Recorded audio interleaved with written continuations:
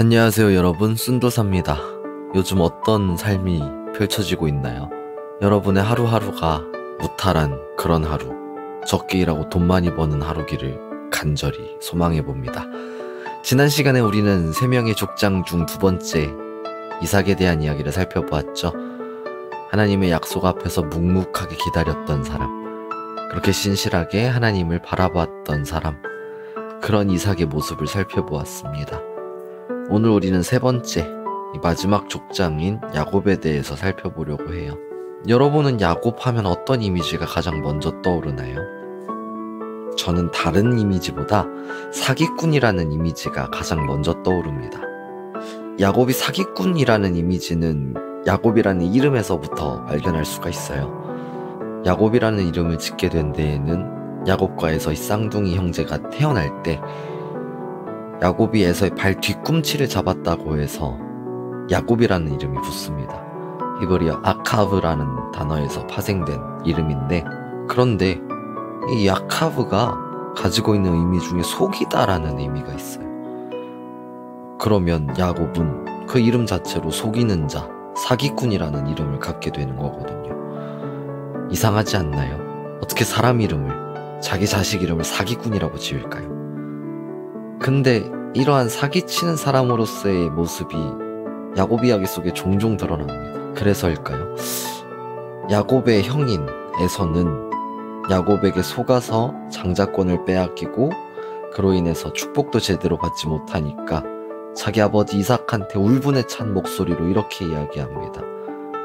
야곱, 그 이름대로 그 사기꾼이잖아요.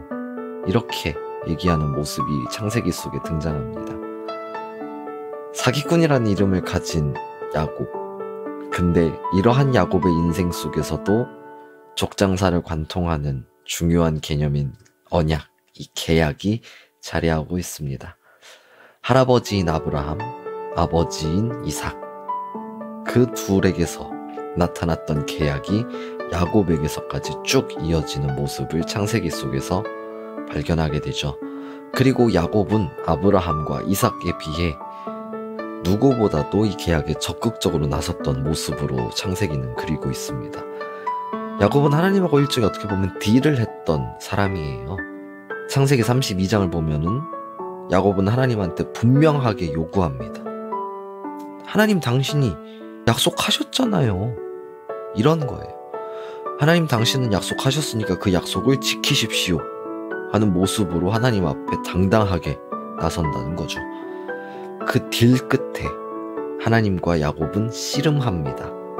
이게 그 유명한 야복강가에서의 씨름 사건이에요. 그 씨름 끝에서 야곱은 이깁니다. 사실상 보면 야곱이 이겼다기보다는 하나님이 져준 거라고 봐야 될 것 같아요. 사람이 하나님을 어떻게 이기겠어요? 그렇지만 하나님은 야곱한테 져줍니다. 그리고 이 씨름에서 그렇게 이긴 야곱은 죽을 때까지 안고 가야 하는 장애를 얻긴 했지만, 그럼에도 불구하고 하나님이 주신 놀라운 복을 쟁취한 사람으로서 그려지죠.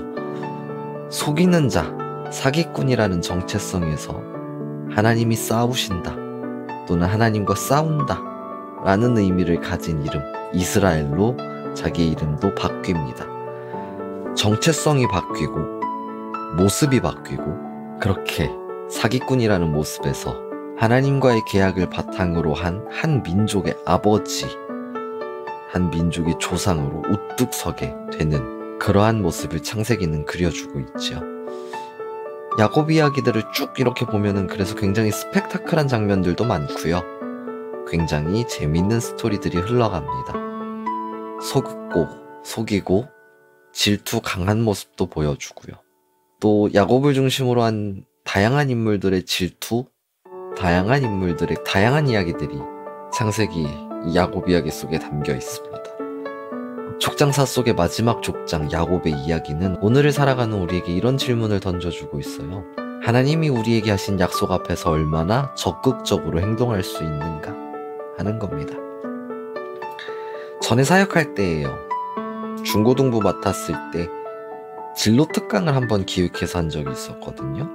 4명의 강사를 초청해서 이제 앞으로 사회를 향해 나아갈 친구들에게 다양한 이야기를 들려주고 다양한 직업의 이야기를 좀 듣게 하는 시간을 가졌습니다.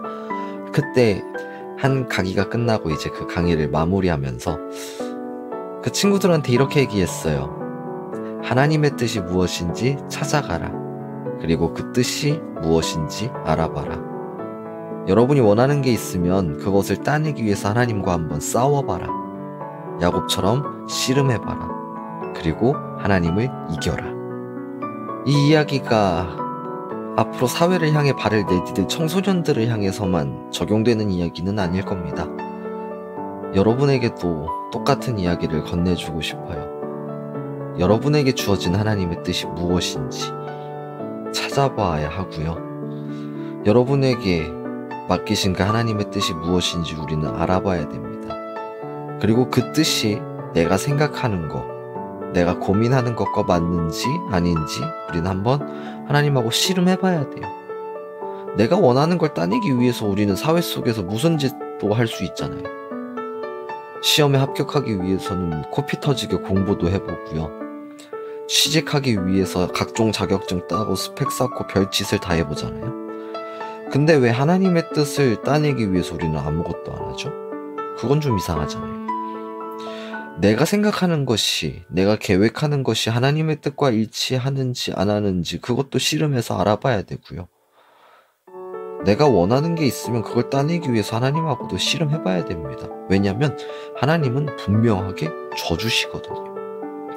우리가 원하는 뜻이, 우리가 생각하는 바가 하나님의 계획과 하나님의 뜻과 하나님의 방식과 거리가 멀거나 완전히 그것을 벗어나 있지 않는 한 하나님은 우리에게 져주십니다. 그렇게 우리는 하나님을 이기는 거죠. 하나님과 싸워서 이기기 위해 하나님과 싸워보십시오. 그리고 그렇게 우리에게 약속하신 하나님 앞에서 우리를 이끄시는 하나님을 만나보자고요. 하나님은 우리에게 언제나 선한 것으로 채우신다고 말씀하시는 분이거든요. 그 하나님과의 씨름 속에서 우리가 따낼 수 있는 거 한번 따내보자고요. 하나님과 씨름하면서 하나님과 싸우면서 그렇게 한 명의 이스라엘로 한번 살아보는 건 어떨까요?